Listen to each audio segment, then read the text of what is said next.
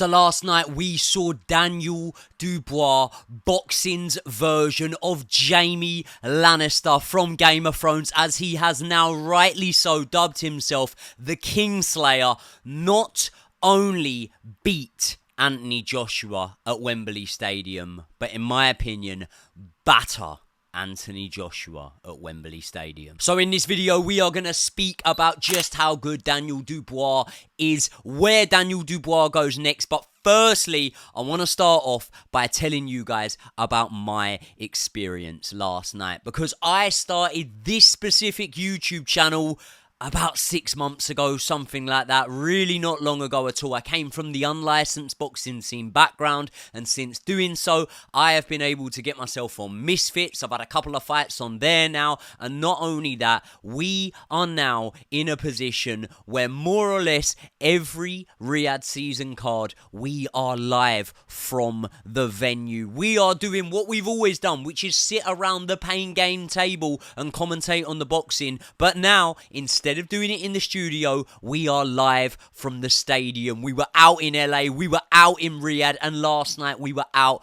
at Wembley Stadium with the backdrop being the boxing, commentating live, all courtesy of one of my best friends in the world, Brian, the true Geordie. Without him, none of this would have happened. And the most exciting part, barring the action, barring the boxing, the knockout, the great performances last night, was the fact that if you bought the pay-per-view live on the Zone, you had options for the commentary. You had the option of listening to the DAZN commentary with their talent team. You had the option of listening to the TNT commentary. But my God, this blows my mind. One of the options you had was to listen to the Pain Game. A load of guys who started off on YouTube. We used to sit in a studio, have a drink and watch the boxing. We were live in Wembley Stadium, and hundreds of thousands of people who bought the pay-per-view were able to listen to us live. That, my friend, is absolutely mental. But there's no time to be too sentimental or look back on it with such fond memories right now, because we need to speak about the fight and what unfolded on the night. But before we start on the night, I want to touch on the build-up. And there was two main areas of critique in this build-up, and they both came in the form of Anthony Joshua and Daniel Dubois finally meeting and speaking face to face. Now, the first one was the interview that happened quite a few weeks ago now. Adeola Depot, great presenter, also a guy that has come from the YouTube game and made his way right to the top of the boxing game. He sat down with Daniel Dubois and Frank Warren one side of him, with Eddie Hearn and Anthony Joshua the other side of him, and to say that that got fiery would be an absolute understatement. Daniel Dubois offered AJ to go now. AJ offered to wrap a chair around Daniel Dubois' face, and security had to separate them. And now at that point, I'm kind of looking at things and I'm thinking, right, I feel like Daniel Dubois has the upper hand here. I feel like Daniel Dubois has genuinely rattled Anthony Joshua. And being that Anthony Joshua seems like a methodical thinker, he seems like the type of person that works best under pressure when he's able to think about what he's doing and not let his emotions get in the way, as we've seen time in, time out when he has been clipped and he has got a bit hyperactive and emotional. I really scored that press conference, if you want to call it, the interview. I scored that in Daniel Dubois' favour. However, I was also at the official press conference on Wednesday, I think it was, maybe even Thursday, and I actually scored that one to AJ. I'm talking about scoring as if it's a tennis match here, but I felt like AJ got the upper hand in that one, you know, because Daniel Dubois really did not have a lot to say for himself. But in hindsight,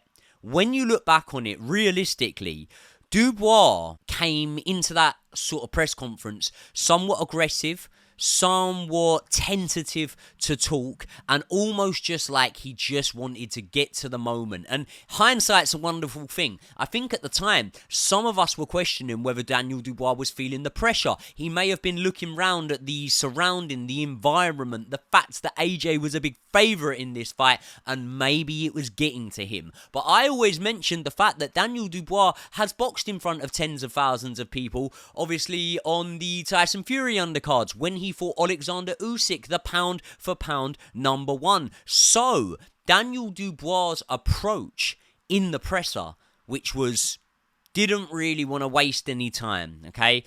Wanted to be aggressive towards Anthony Joshua and didn't really want to hear what Anthony Joshua had to say or had to do. I think that reflected perfectly in the way that Daniel Dubois carried out his game plan in this fight. Now, I said pre-fight that I did think that Anthony Joshua would have just about enough in this fight because of how good he has looked during his time with Ben Davison. But my good friend Brian, the true Geordie, he stated last night on the stream that maybe it was false data that we were going on. And the reason I say this is because Francis Ngannou, despite looking good against Tyson Fury, had never laced up a pair of boxing gloves until that Tyson Fury fight. And we do know that Tyson Fury does have a trait in his career to underperform against opponents that he sees as a lesser level to himself. Now, when you also look at Otto Wallin had done hundreds of rounds of sparring with Anthony Joshua. They had also fought in, I believe, the Haringey Box Cup. I think they actually had 3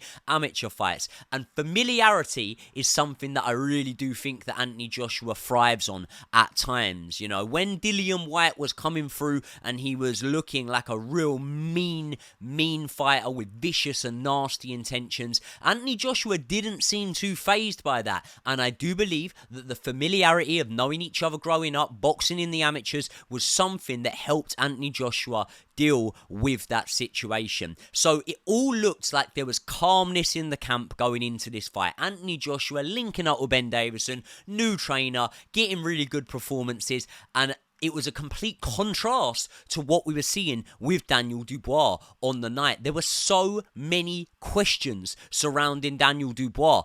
The first and probably the most prominent question was, where is Don Charles? Will he be in the corner? Spencer Fearon came out and said that there had been a massive issue with Daniel Dubois' father and Don Charles, and there was a rift in the camp. There was even legal letters served to Spencer Fearon. So that was an underlying story there that a lot of people were reading into. There was also the question of, is Daniel Dubois' dad going to be an unwelcome distraction? I think a lot of people drew comparisons to the presence of John Fury in Tyson's corner in the Alexander Usyk fight, and we were maybe looking at that and thinking, okay, could this be a negative presence, a negative impact on the night? And also, like I mentioned before, it was the occasion. It was the fact that Anthony Joshua has boxed at the Tottenham Hotspur Stadium. He has boxed at Wembley Stadium. He has boxed at Cardiff. He has been in these monumental arenas, and for the most part, he's dealt with the pressure. So how would Daniel Dubois deal with that pressure? And I'll tell you how he dealt with it. And I've said this a few times, and I really hope that this doesn't come across in a way that I don't intend it to come across, because it can sound a little bit derogatory at times. But in Anthony Joshua, in my opinion, you've got the ultimate overthinker. And in Daniel Dubois, you've got the ultimate underthinker. And there's a saying in life that ignorance is bliss. And being an underthinker often means that you can just be tunnel vision on the opponent in front of you. And that is exactly what we saw from Daniel Dubois on the night. I actually think that the atmosphere was something that Daniel Dubois dealt with really, really well. On his ring walk, he looked like he was confident. It was a weird one because Daniel Dubois was the IBF world champion, albeit an elevated world champion who didn't win it in the ring, but Anthony Joshua was the man that ring walked second, meaning Daniel Dubois had to stand there. He had to wait for Anthony Joshua. When you're looking to have a fast start, which it became very apparent that Daniel Dubois was, it can often be a case of when you're standing round and you're getting cold and whatnot, then that can derail you a little bit. But Daniel Dubois was not derailed in the slightest in this fight. The double jab of Daniel Dubois was working great. And in the build-up, I said that the lack of head movement when he throws that double jab, and what I mean by that is when you throw it, taking your head off of that centre line, either taking your step back when you throw it. I felt that the lack of head movement that he showed against Jarrell Big Baby maybe Miller and the lack of head movement he showed against Hrgovic would mean that a sharp counterpuncher like Anthony Joshua, who loves that pullback right hand, who likes that counter left hook, the right uppercut on the inside, I really felt like that would be a position in which he would be able to exploit Daniel Dubois' weaknesses. Because when we saw Hrgovic tee off on Daniel Dubois time in, time out, there was always the seed of doubt in my mind that if Anthony Joshua is able to do that exact same thing, then potentially we are going to see Anthony Joshua be able to close the show on Daniel Dubois. But the problem was, Daniel Dubois was so good with that double jab and so dominant in forcing Anthony Joshua back that it didn't really matter about the counters. But the be-all and end-all was this.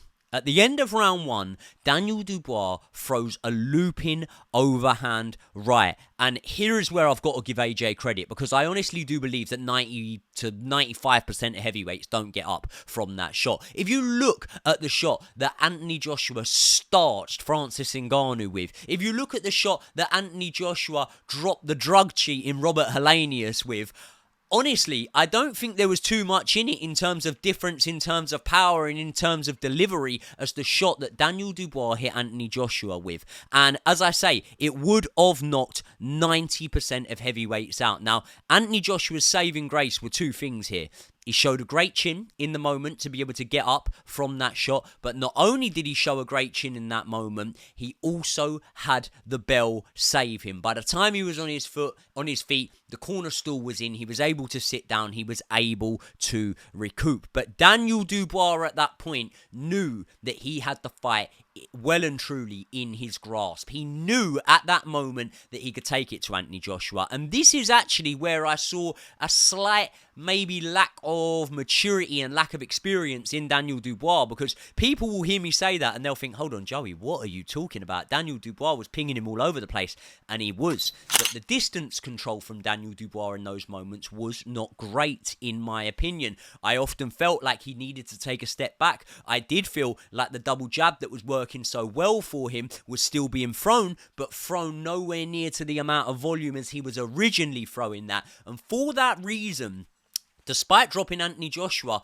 when it got around round 3, round 4, I started to look at things and I started to think, maybe Anthony Joshua might get a second wind here. Maybe he might be able to come back, and maybe he might be able to weather a storm ever so slightly like he did against Klitschko, find that second wind and make it a more competitive fight. And obviously, it actually took Daniel Dubois until about the 5th round to be able to really cement some dominance. But this is what made this fight one of the greatest heavyweight fights that I have watched in such a long time. At heavyweight, every single man has got power, and sometimes a wounded animal is the animal that you don't want to come across, right?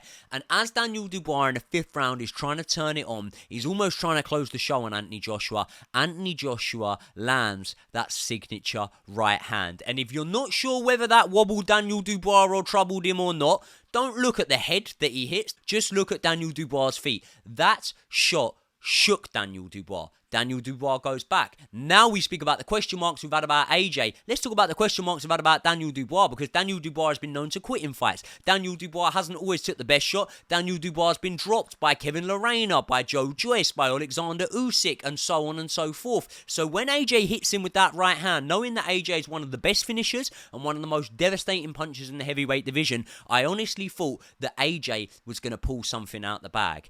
And literally, within seconds, Daniel Dubois knocks Anthony Joshua face first, down on the canvas, sparkoed. We have never seen that happen to Anthony Joshua. I would say it was as big a knockdown as maybe the Vladimir Klitschko knockdown on Anthony Joshua, because the Ruiz ones were cuffing, they were round the back of the head, they were the equilibrium. But this knockdown, the way Anthony Joshua was clipped, it was first with the right hand that stiffened him, and then with the right hand that put him out for the count. Daniel Dubois upsets the odds, shocks nearly everyone. I saw a poll before that fight, and it was around 79% of the voters were voting for Anthony Joshua to win the fight.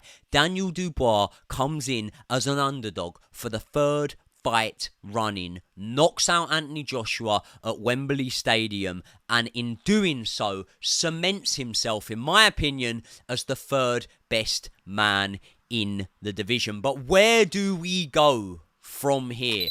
What happens for both men next? And obviously, Daniel Dubois, what a night for him. What a night. He said he wants to take on Usyk in a rematch, but we both know that Usyk is tied up until December. He will be fighting Tyson Fury. Now, if Usyk wins that fight, I think a Daniel Dubois against Usyk rematch is an interesting one. I think it's one that's likely to happen. However, it might sound like I'm downplaying Daniel Dubois here. I'm sure he has improved massively.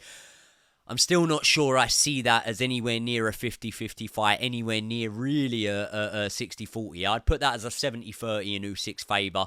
What I would say is if Usyk was to win and Tyson Fury was to lose, Tyson Fury against Anthony Joshua would be the fight to make next. Now, will we look at it and think, oh, we wish we had got that when them guys were unbeaten? Yeah, very possibly. We might do. But we will get it either way, hopefully. And if Tyson Fury wins, that is Frank Warren's wet dream. That means you can put Daniel Dubois against Tyson Fury. You can pretty much make 100% of the money that's coming in. And by hook or by crook, you will be leaving the venue that night with a heavyweight world champion in your rooster, in your stable. Now, for Anthony Joshua, you've obviously got the rematch. And there was a rematch clause in there, which I thought was somewhat strange, you know. And Daniel Dubois is the IBF world champion. Anthony Joshua had a rematch clause. I'm pretty sure there was a rematch clause in the Charles Martin fight when he was IBF world champion as well. So I can kind of see where it's coming from. If I'm Anthony Joshua, I don't know if I want to take that rematch, because I do think that styles make fights, and stylistically, unless Anthony Joshua can land something huge on Daniel Dubois early on to be able to keep him honest, to maybe knock him out, drop him, or at least deter him, I think Daniel Dubois will do the same thing again. I have honestly always said that I believe Daniel Dubois has better feet than Anthony Joshua. I'm not sure about the power side of things. I don't know who has more power. On last night's evidence, you might say Daniel Dubois, but I'm not sure. What Daniel Dubois does have on Anthony Joshua is a better engine, better fitness. I remember being out in Saudi Arabia, in Riyadh, and I was sharing the same hotel as Daniel Dubois. The man was doing sprints on the Thursday. He was fighting on the Saturday. I tail off training on maybe the Sunday before the fight, the Saturday. Daniel Dubois was doing sprints 48 hours from his fight because he knows that his engine is an asset that he will rely massively, massively on. So for Anthony Joshua,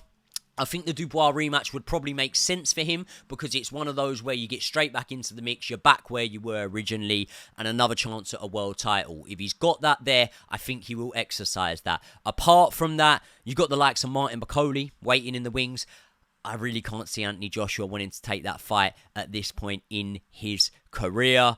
And as for Daniel Dubois, I mean, looking outside of the champions, the heavyweight division's on fire at the moment, isn't it? So you've obviously got the likes of Joseph Parker. I think that'd be a great matchup. I think outside now of Tyson Fury and Alexander Usyk, you're looking at Joseph Parker and Daniel Dubois as the two next best ones. Daniel Dubois might want to avenge the loss to Joe Joyce, but coming off the back of a loss to Derek Chisora, I don't think that one's all that likely. So I'd be very, very interested for you lot to tell me who you think that Daniel Dubois should be in with next. But I tell you what, right?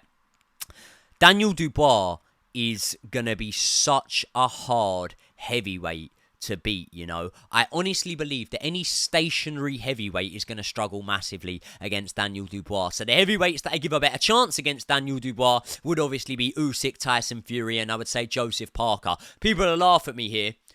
Moises Atoma as well. I know he's nowhere near that level yet. I know he's nowhere near ready yet, but I do think that he could be another one that could give Dubois a real hard night's work. But on the high that Daniel Dubois is on, I just don't know, man. Form is everything. Form really is everything at this point. So, the man's a huge puncher. He takes a great shot. He's shown now, realistically, that he hasn't got that quit in him that we labelled it him. Listen, a broken orbital bone is a very, very serious injury. It's an injury that more often than not, a doctor will think you've done in a car crash when your head has hit the steering wheel, not in a boxing match. So with the confidence that he now has, I think that we will see Daniel Dubois get better and better. Now, with Anthony Joshua, the rebuilding process is not that simple because now that Turki Al Sheikh and Riyadh Season are at the helm of putting on these cards, I don't really think you're going to get rebuilding fights. I think he will need to take a risky fight going straight back in.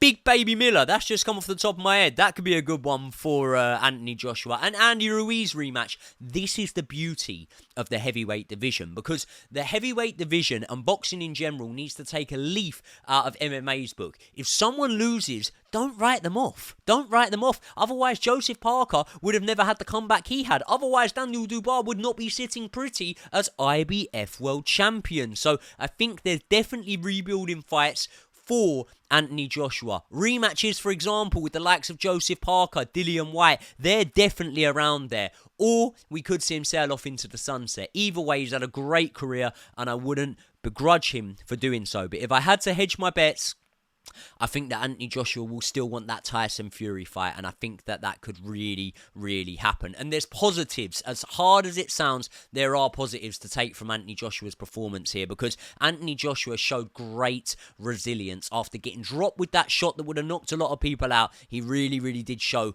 that he was up for the test, and he almost worked his way back into the fight. I think that with Anthony Joshua, it's not so much the technique that you need to analyse. It's more, he didn't really get a chance to show the technique. It's like saying a footballer had a bad game if none of his teammates passed to him. Daniel Dubois jumped on him, and unfortunately now there is a blueprint there. And that blueprint is, if you jump on Anthony Joshua, yes, you have to walk into the line of fire. Yes, it will be dangerous, but you may well get there. And I think Daniel Dubois showed that last night. AJ's biggest weakness has always been his biggest weakness, and that's not his chin, contrary to what a lot of people think. AJ's biggest weakness is his powers of recovery. Tyson Fury can get dropped and come back and win that same round he got dropped in, like he did in the final round against Deontay Wilder. With Anthony Joshua, it takes you 4 or 5 rounds to be able to get that feet back, that strength of mind back, and just his awareness back. And Klitschko didn't jump on him, but Daniel Dubois learned from that and didn't make that same mistake. So either way, I do think there's big fights for both men. But let me just tell you something, and this is why this is not an upset, right? We were starved in boxing, and especially in heavyweight boxing, of seeing the top guys fight the top guys. We weren't getting 50-50 matchups at the higher level. And now Turki Al Sheikh and Riyadh season have come into boxing. Not only are we getting it a couple of times every other years like we used to, we're now getting it multiple times per month. And what that is going to do is it's going to flip the landscape of the heavyweight division on its head. Anthony Joshua is now coming off a loss. Tyson Fury is now coming off a loss. If Alexander Usyk has 3-4 more fights, believe me, he will lose. This will happen. No one's going to go unbeaten in this era. And Turki Al Sheikh is the man you have to thank for that. And ultimately, we were talking last night about who flies the flag for boxing now. Who do we pin our hopes on? We don't need to. We don't need anyone to pin our hopes on now, because the fights are being made. Before, when the fights weren't being made, you needed the poster boy who could sell out an arena boxing a nobody. We don't need that anymore. The fights are being made in heavyweight boxing, and I'm so grateful to be able to play a very, very small part in this journey by being in the arenas, commentating on it. I've got my friend Brian to thank for that. Love you from the bottom of my heart, mate. People, I'm going to try and be so much more consistent off of this channel now, so let me know what you want to hear me talk about. I will see you all in the next one.